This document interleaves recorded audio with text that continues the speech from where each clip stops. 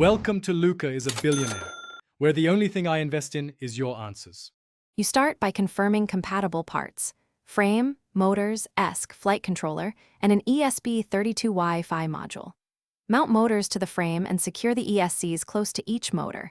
This reduces wiring length and heat. Once done, solder motor wires to ESCs and attach ESC signal wires to the flight controller. Make sure power distribution is clean and use a common ground. You should check orientation and thread lock prop screws now. These small steps prevent failures later when you power the system. Next, wire the ESP32 module to a UART port on the flight controller and power it from a regulated 5V supply. Make sure RX/RX and TX/TX are correctly cross-connected.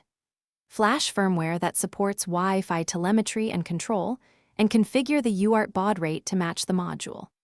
Once connected, pair telemetry and verify sensor data flows to your ground station. Then tune RC mapping and basic PIDs for stable hover.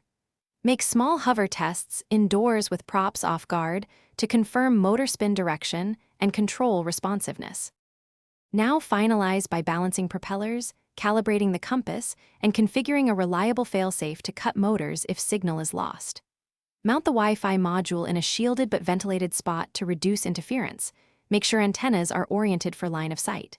Do progressive flight tests. Hover, short forward, then range checks. If something goes wrong, inspect logs first. Common causes are ground loops, baud rate mismatches, or voltage sag under load. Recheck wiring and retune small PID adjustments before retrying flight. Thanks for watching and please subscribe. It's the best investment you'll ever make.